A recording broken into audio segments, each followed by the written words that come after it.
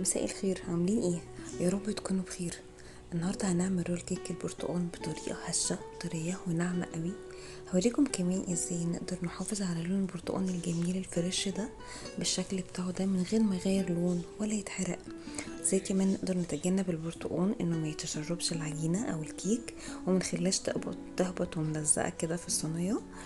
هنعملها بطعم اجمل واصح 100 مره من اللي بنشتريها من بره. جربوها وان شاء الله تعجبكم.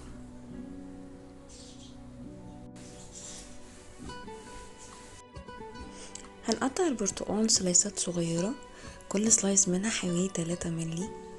بنحاول قدر الامكان ان هي ما تكونش تخينة شوية علشان تستوي معايا بسرعة وما تتكسرش مني في الكيك وانا بعملها. بولة على النار فيها 400 جرام مية، ونحط فيها 300 جرام سكر. نقلب السكر كويس علشان يدوب الكامل. نبدأ نحط سلايسات الأورنج بتاعتنا على درجة حرارة متوسطة. نراعي ان تكون درجة الحرارة متوسطة علشان ما يتهريش مننا الأورنج أثناء ما أنا بنقله أو أثناء ما أنا بعمله في الكيك فيضطر يتقطع مني أثناء لف الرول.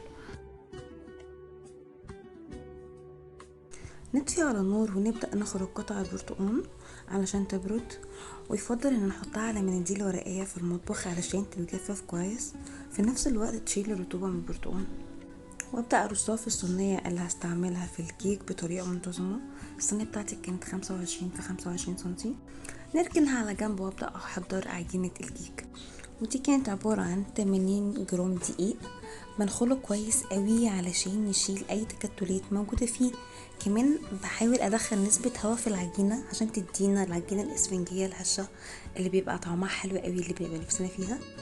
في بولة على النار احط فيها 50 جرام لبن وعليهم 50 جرام زبدة، واسخن الاتنين مع بعض، واطفي على النار واخد البولة على جنب. احط عليهم الدقيق المنخول وابدأ اقلب كويس جدا بحيث تتماسك مع بعضها.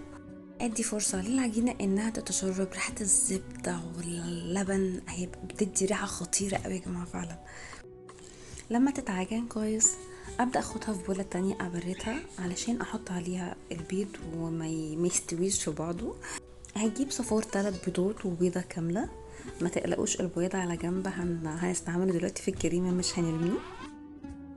ابدا احط البيض على العجينه شويه بشويه علشان اتاكد ان اي هوا دخل جوه العجينه وانا ببردها يكون خرج، واقلبها بالراحه جدا واحده واحده لحد ما يديني القوام الناعم السموث اللي انتوا هتشوفوه ده.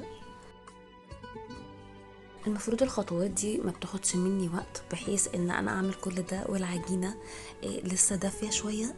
هبدا اغطيها علشان تحافظ على نسبه الدفء ده وعلشان ما تنشفش مني او تجف مسافه ما اعمل باقي المكونات. نرجع بقى للبياض اللي ركناه من شويه. هنخفق البياض بسرعه عاليه جدا علشان يعمل لنا فوم ليه قوام كده اقدر استعمله في الكريمه. هحط عليه 80 جرام سكر ناعم بالتدريج او على 3 مراحل على الاقل علشان اتاكد ان هو ما كتلش تحت او عمل اي حبيبات تضايقني اثناء الاكل. شايفين قوام الكريمه ده اللي انا عايزاه. انا حطيت 5 مللي جرام منكهات بطعم البرتقال وده اوبشنال، ده اختياري تماما. انا حطيته بس كتعزيز اقوى للطعم وقلبتها في الكريمه.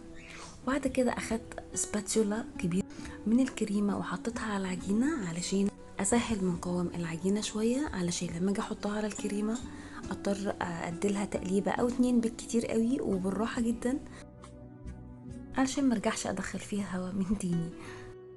هحط جزء من العجينه في كيس الكريمه وابدا املى الفراغات اللي بين شرايح البرتقال بحيث ما يكونش فيه اي فراغات، واتاكد ان انا وزعتها كويس بسكرابر او اجيب سباتيولا واحاول اضغط زي ما انتم شايفين كده املى كل الفراغات اللي ما بين شرايح البرتقال علشان ما تدينيش هواء وتفك مني اثناء ما انا بلفها. نصب باقي العجينه وبرضو احاول اوزع الباقي بطريقه كويسه علشان اتاكد ان مفيش اي ارتفاعات هتحصل معايا وهي في الفرن. بعد كده هحط صينيه الكيك في حمام مائي ساخن، احط تحتها صينية وفيها مية سخنة واحطها في الفرن على درجة 170 درجة لمدة من 40 ل 45 دقيقة كده. المية دي بتحافظ على رطوبة شرائح البرتقال داخل الفرن وبتخليها رطوبة، وما بتحاول تخليها ما تلزقش في الصينية من تحت وتبوظ الوش اللي انا عايزاه. والكيك في الفرن بحضر الحشوة بتاعتي عبارة عن 100 جرام جبنة كريمة او اي جبنة كيري انتي عايزاها. حطيت عليها 30 جرام لبن مكثف، 15 جرام سكر، 15 جرام زبدة في درجة حرارة الغرفة، عصير نص ليمونة، وابدأ اقلبهم كويس. على فكرة برضو الحشوة دي على حسب ذوقك انتي، في ناس بتحط لها فراولة، في ناس بتحط لها شوكليت، انا بس حبيت اخلي الطعم متناسق مع الحشوة عشان كده حطيت لها الليمون والجبنة الكريمي وكده. لكن انتي ممكن تختاري كريمة سادة برضو هتبقى جميلة قوي وطعمها حلو خالص. جبت انا بعد كده 180 جرام كريمة من المخفوقة، عليها 15 جرام سكر باودر، وبرضو هنعملها على 3 مراحل، وقلبتها برفق لحد ما بقت كريمة عالية. في الوقت ده تكون الكيك جهزت خلاص وخرجتها من الفرن، وبعدين قلبتها. بشيل ورق الزبدة بسرعة والكيك بيكون معاه دافي علشان البرتقال ما يلزقش فيه، وبعدين بمسح مسحة خفيفة كده على سلايسات الاورنج اللي عليها من فوق بالسيرب. السيرب ده هيديله لمعان حلو قوي، وكمان هيحافظ عليها من الاكسدة.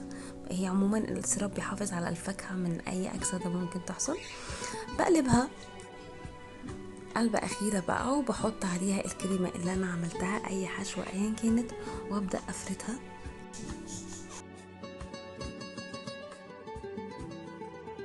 ابدا الف الكيك بقى بورق الزبده بالراحه جدا، ما بضغطش عليها عشان البرتقال ما ينفصلش على الكيك، وساعتها هنتبهدل احلى بهدله. وفي التلاجة نسيبها حوالي نص يوم او من 5 ل6 ساعات كده، نديها فرصتها انها تتماسك شويه علشان تبقى سهله معانا في التقطيع. زي ما انتم شايفين بقى يا جماعه، طريه وهشه وفريش، حاجه ولا اطعم ولا ألذ من اي حاجه جربتوها قبل كده. جربوها وان شاء الله تعجبكم، وباي باي.